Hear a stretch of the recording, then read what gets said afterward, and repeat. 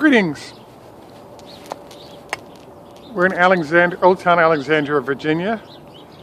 Today's talk focuses on the fact that Elon Musk has introduced the Boring Company's tunnel a few days late on December 18th. And so we take a look at perhaps 5 secrets regarding this development. The second thing we cover today is the fact that both Goldman and Morgan Stanley have conspired to drop Tesla's stock price by as much as 5, if not 8%, over 2 days. And so we take a look at sort of why this is happening and what happens next relative to Tesla's stock price, especially because 360 is definitely the goal for the company. This is Greg for Teslafaninsight. Thanks once again for joining us. If this is your first time on the channel, please take time to like and subscribe. If you're returning, if this is your first time, welcome. I hope you enjoy. I want to also thank those of you who are supporting us on Patreon. The good news is that the Boring Company has actually delivered on their promise to allow riders into the tunnel. It's 1.25 miles long. It's based in Hawthorne, California. The start point is a parking lot near SpaceX Tesla, and then it goes 1.25 miles from there to a home that's been acquired by Elon Musk. Now, I think this is, I thought the initial news was terrific.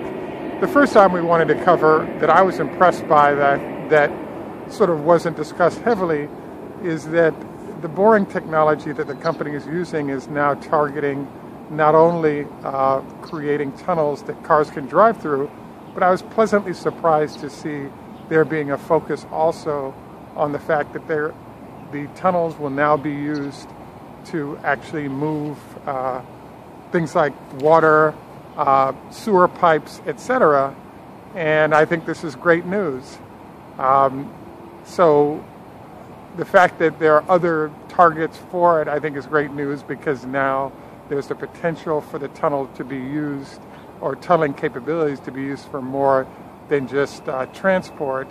And I think that will reduce the degree of resistance that's happening. That'll help facilitate more of this being implemented. The second secret I was sort of stunned, amazed by on this is that if you go to the Los Angeles Times today, you'll notice that many of the residents in the Hawthorne area are a little disappointed because the tunneling is going on beneath them, but because it's 40 feet down, there's nothing happening, there's nothing perceptible.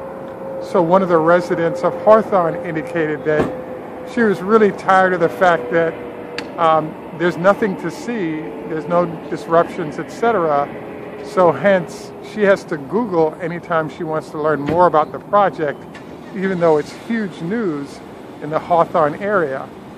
Now, this is a fascinating turn of events, because one of the issues that is lurking for Elon Musk and company is under wealthy sections of the city, they're being sued to stop the expansion or potential development of these tunnels. But in the lower middle class or poorer areas like Hawthorne, they're happy to have the jobs and happy to have the potential that this represents in terms of added value to their areas. So they've gotten a couple of Marriotts. The area is a little bit suffering because the aerospace industry has really shut down and taken a lot of jobs with it. So Elon Musk has indicated that he's preparing to run a tunnel all the way to Dodger Stadium. And I'm just blown away how within 1 or 2 miles of each other, there's one group of residents that's aggressively trying to prevent the tunnel, and another group that's happy to have it and would love to see expanded and all the benefits that come from it expanded as well. So I kind of consider this a secret, because if we're in Washington, D.C. right now, we have a metro system here.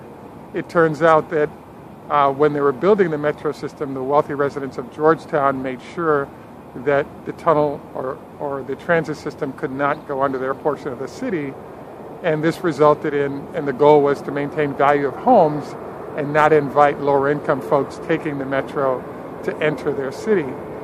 what's actually happened over time is that there are a large number of individuals who are owners of businesses, particularly restaurants in Georgetown, that have now started closing their businesses because with the lack of easy transit in and out for tourists and others, it's resulted in a very bad situation where folks can't get to their restaurants, etc. So their business is really being harmed by it. And so these entities are now starting to leave to find places where they can get customers in more readily, namely closer to transit, because as traffic increases, it makes it hard to move through the city, and wealthy and poor are using that metro system. So it's interesting to watch the boring battle, the different forces, particularly those who are wealthy, who are trying to prevent it from coming under their part of the city, when in fact both the poor and the rich sit in huge traffic jams. The third secret that came out that I was blown away by is Elon Musk is indicating there's a potential for 3D tunneling.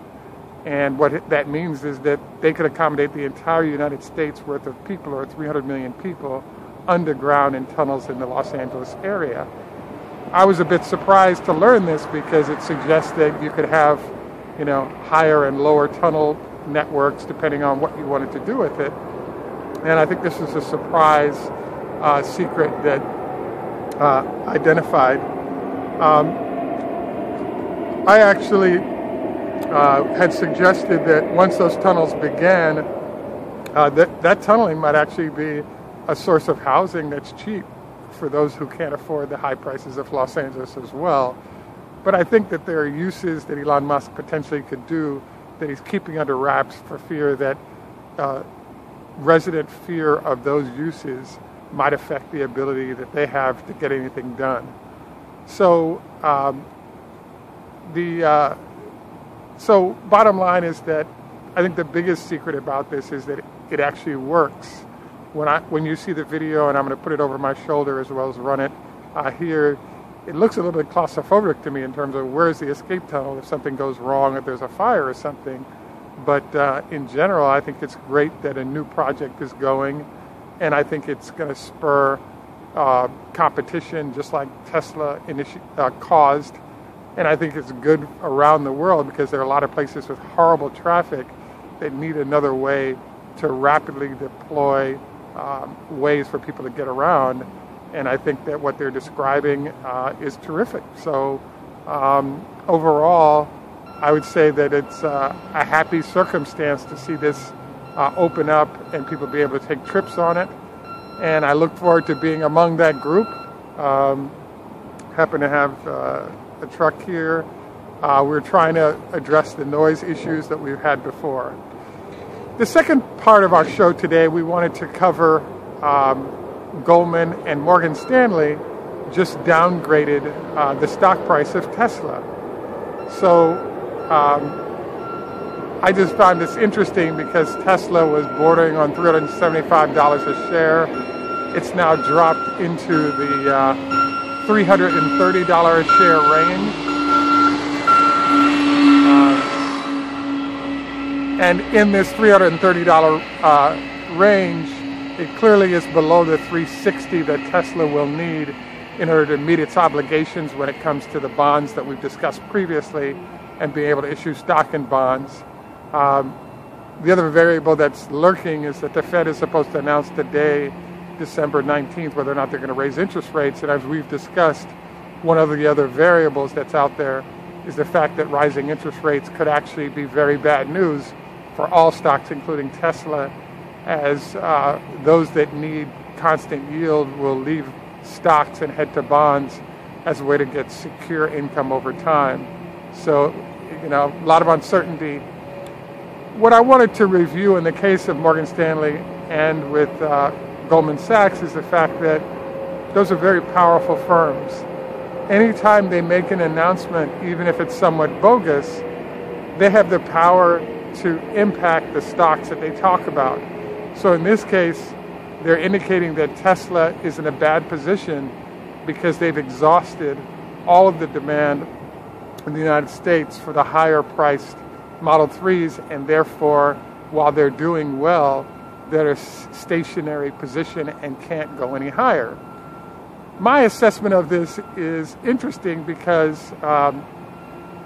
what clearly doesn't make any sense from what is being described is the fact that Tesla's now entering Europe. And there seems to be this problem, which is that Tesla will only have between 2,000 and 3,000 cars a week to go into the U.S. market, when the demand is clearly in the 4,000 to 5,000 a week zone. So I think it's fascinating that we've gotten this response from Morgan Stanley and Goldman Sachs relative to stock Tesla, and statements that are designed to lower the stock price. I want to also remind you guys that the fact that the hedge funds that are both within these firms as well as partners of these firms rely on the fact that they're trying to lower Tesla's stock price as much as possible. So as a result, there's a huge incentive to introduce information, however bogus, that's negative on Tesla to lower its stock price so they and their partners can profit from it. And this is another example of Elon Musk was talking about, that the SEC is strictly a shorting supportive entity where they're helping firms destroy good companies that are trying to do good work. So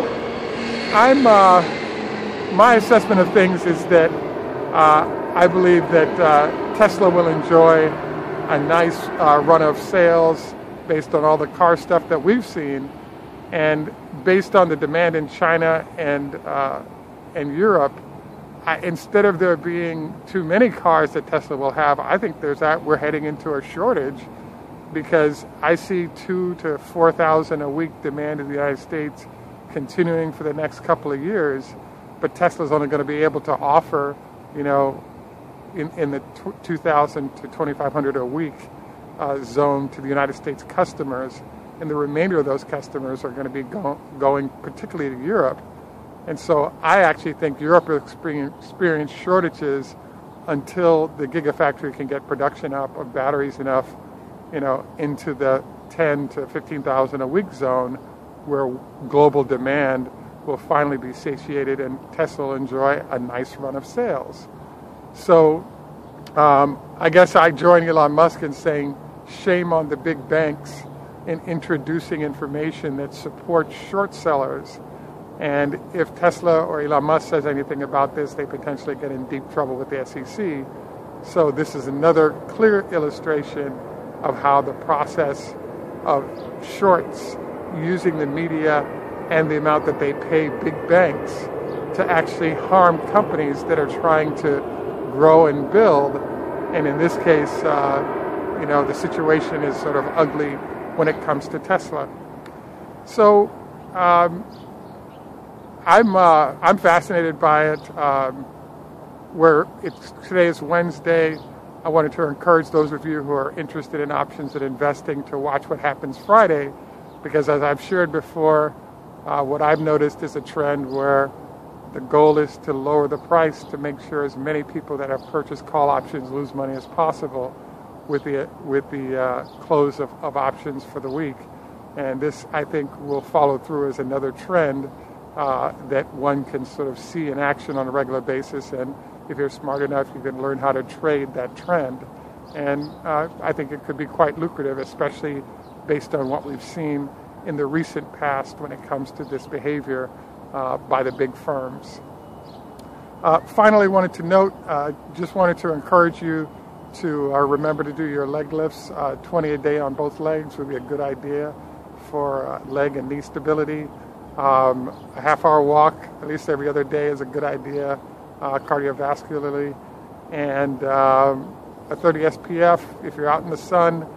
I also wanted to encourage you to not go to bed within 2 hours of eating, so food can digest and you don't get acid indigestion that we've discussed in the past. I'm going to do a little bit more video here of the area. This is Oronco Bay. I'm glad the planes, etc., held up so we could do our show outdoors, because it is nice to pick up some of the beauty of the Washington, D.C. area.